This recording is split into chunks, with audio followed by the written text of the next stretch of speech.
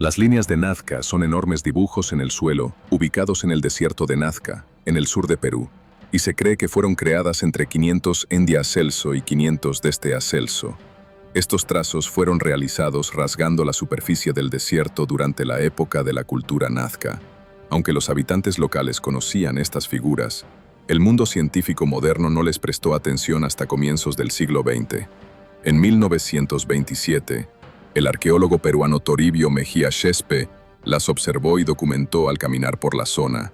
En la década de 1930, con el aumento del tráfico aéreo, estas formas inusuales comenzaron a ser reconocidas a nivel mundial.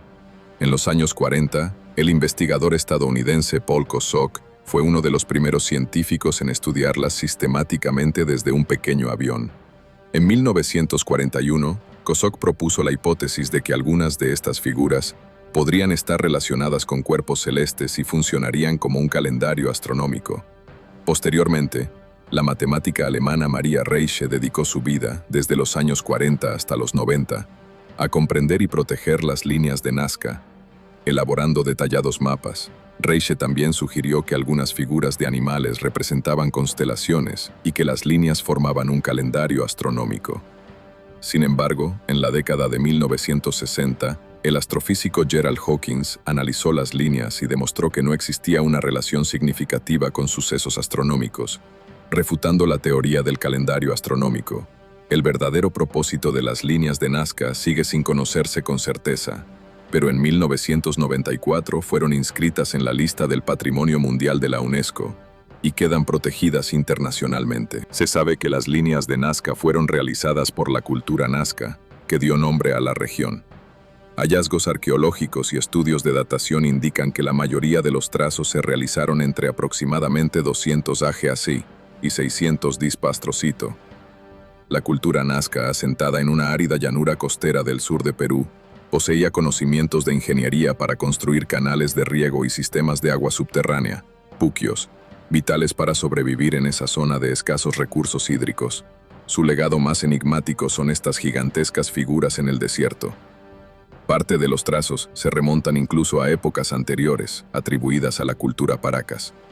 Algunas figuras con forma antropomorfa tienen rasgos del periodo Paracas, mientras que las creadas en la época Nazca mostraban mayoritariamente animales y plantas. En consecuencia, aunque la cultura Nazca fue quien produjo la mayoría de los dibujos, la tradición pudo haber tenido raíces en civilizaciones anteriores. No existe evidencia científica que apoye teorías especulativas como la participación de extraterrestres. Todos los datos apuntan al ingenio y trabajo de las poblaciones locales. La técnica empleada era sencilla pero efectiva.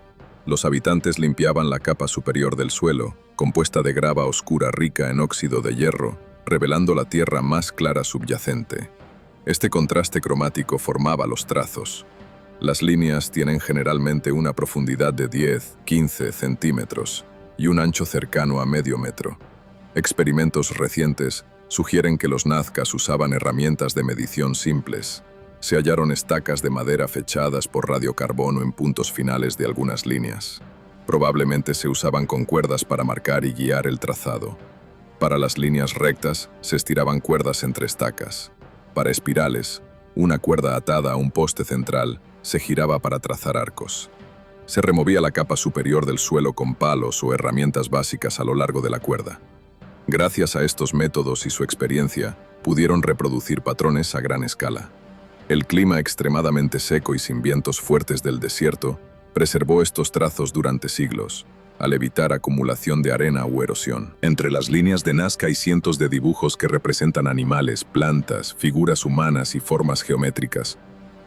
Unas 70 imágenes corresponden a seres vivos, incluidos insectos, aves y mamíferos. Ejemplos notablemente reconocibles son una araña, un mono de unos 110 miltros, diversas aves, un colibrí de unos 50 miltros, un cóndor con una envergadura superior a 130 miltros, un lagarto, un papagayo, un pelícano e incluso una ballena, posiblemente una orca. También hay figuras humanas estilizadas, una de ellas en una ladera ha sido apodada astronauta. Existen asimismo seres mitológicos.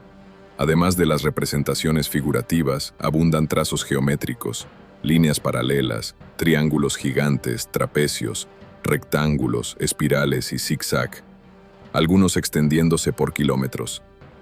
Por ejemplo, algunas líneas rectas miden 3 a 4 kilómetros y trapecios completos alcanzan varias decenas de kilómetros. Las figuras requieren visión desde altura o desde colinas para apreciarse plenamente. Las líneas de Nazca se encuentran en la franja costera oeste de Sudamérica, en las llanuras del desierto situadas entre la cordillera de los Andes y el Océano Pacífico, cerca de las ciudades de Nazca y Palpa, a unos 400 kilómetros al sur de Lima. Ocupan una superficie total de aproximadamente 450 kilómetros cuadrados, extendiéndose hasta 80 kilómetros de norte a sur y entre 20 y 25 kilómetros de este a oeste. El área más densamente poblada de figuras es la Pampa de Jumana, un rectángulo de unos 10 kilómetros por 4 kilómetros. No obstante, también se han detectado geoglifos en el Valle de Palpa y zonas aledañas. La longitud combinada de todas las líneas supera los 1.300 kilómetros. Muchas líneas rectas se prolongan por decenas de kilómetros y algunos dibujos miden entre 200 y 300 metros. Aunque no es necesario volar para ver todos los trazos, desde miradores en colinas cercanas o desde una torre de observación en Nazca, es posible distinguir varios geoglifos claramente. Desde su descubrimiento, investigadores de distintas disciplinas han estudiado las líneas de Nazca.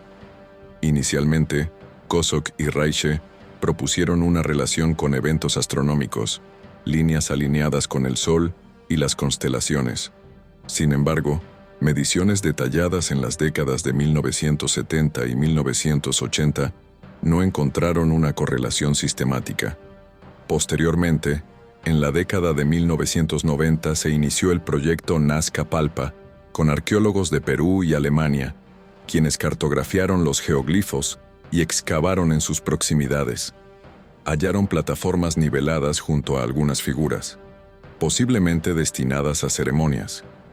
En una de estas plataformas se descubrieron conchas de Spondylus, simbólicas en rituales ligados al agua y la lluvia, lo que sugiere una función ritual relacionada con la fertilidad y el agua. Se propuso que ciertas líneas geométricas eran rutas de procesión hacia centros ceremoniales como Cahuachi. En este sitio se han encontrado templos, pirámides, plazas y miles de tumbas, indicando intensa actividad ceremonial. Las excavaciones también revelaron pozos espirales asociados a sistemas de riego, reforzando la conexión entre los trazos y el agua. Expertos piensan que las figuras de arañas, aves y vegetación simbolizaban plegarias por lluvia. Aunque persisten incertidumbres, el consenso apunta a funciones religiosas o sociales. Teorías insostenibles como el uso de globos aerostáticos o la intervención extraterrestre no cuentan con respaldo arqueológico. En pleno siglo XXI, se han descubierto cientos de nuevas figuras gracias a imágenes satelitales, fotografía aérea de alta resolución y algoritmos de inteligencia artificial. En 2019 se identificaron 143 nuevos geoglifos. En 2020 se halló un gato de 37 metros y a finales de 2022 se documentaron 168 nuevos trazos. La cantidad total supera ya los 1.500 y se estima que aún pueda haber más. Estas investigaciones aportan pistas sobre la cosmovisión de los nazcas, aunque su misterio perdura. No olvides suscribirte, dejar tu like y comentar. Cada semana seguimos revelando el lado oculto de los personajes más fascinantes de la historia.